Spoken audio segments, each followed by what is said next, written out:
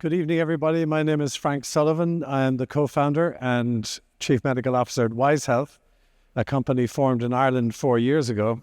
And I'm delighted to be here to introduce you to WHYZE. WHYZE Health is an AI-driven digital health platform which is aimed to measure and report the outcomes of real-world interventions in hospital settings.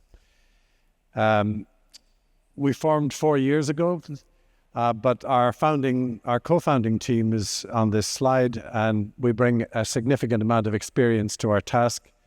Francis Abbotton's our CEO, is also with us this evening. Collectively, we have close to 100 years in relevant experience tackling this challenge. The problem is that innovations in healthcare come the route of clinical trials and clinical research. But in addition to the other problems outlined with clinical trials earlier, it's well known that the data in the real world rarely matches the results from clinical trials for a variety of understandable reasons. And in fact, they're never really checked. So WHYZE is born to check the real world outcomes, see if they match with clinical trials so the patients can pick the best treatment every time. Now, we do this in a collaborative way. We go into the clinics, our health care facilities, our clinical research colleagues, and with our colleagues in pharmaceutical industry and medical device, and collaborate to share the information which is currently siloed in electronic health records. We use our AI tools to harvest this data and share it in an understandable way so that we can solve these problems. We're in market already, and although we're only in business 4 years, we expect our first annual revenues this year. We have 2 products going in. One is to enhance the recruitment and efficiency of clinical trials. And the second is very closely related, and that is measuring the outcomes of these devices when they get into the clinic, what used to be done as part of post-marketing studies in the past. We started in Ireland, as I mentioned, where we have access to over 1 million patients in partnership with our colleagues, but we rapidly moved to the UK and to London, where we have a partnership with a wonderful company that has access to the NHS data. Through them, their partnership, we now have access to 30 million lives to continue to study and get the results from these patients. Of course, our big goal, and one of the reasons we're here, is to further scale globally and to come to the US within 12 months.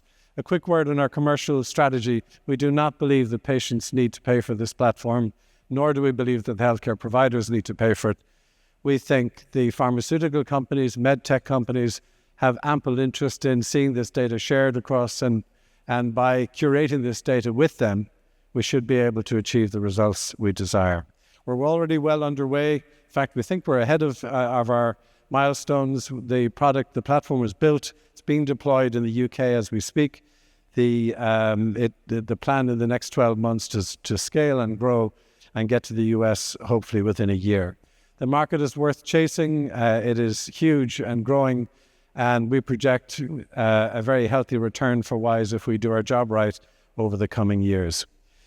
We're really delighted to be here tonight and more particularly part of the Mayo Clinic platform. I can't tell you how helpful it's been to us in our evolution. It gave us access to 3 million lives so that we could study these data, real-world evidence, not synthetic data, in a safe environment, train our models, and get ready for fit for purpose. So just a quick snapshot of what we found at Mayo Clinic. We focused on prostate cancer, my area of practice when in the clinic. We used our machine learning tools, etc., to scan the entire data set, and we can tell you that there were about 66,000 men treated for prostate cancer over the last 25 years at the Mayo Clinic. These curves here are survival curves with 25-year follow-up data. Now, I've been practicing a long time and involved in research a long time, and you don't see anything approaching this longevity with these numbers. The cohort I'm showing you here are 8,500 men who had radical prostatectomy to treat their disease, and these are analytics done with reference to their pathologic risk factors. We're super excited by the data we found. We've only just scratched the surface with the Mayo Clinic, and we're coming back, we hope, for more in the future. Our ask tonight, we are very keen to, we're in the middle of a seed round. We'd like to close that out. So funders with an interest in what we're doing, we'd really love to chat with you, but also high-quality healthcare providers, clinical research organizations, clinical trials organizations, pharmaceutical, medtech industry. We would really like to talk to you if you're interested in our approach. With that, I thank you for allowing us to be here on the program, which has been terrific, and for your attention this evening. Thank you very much.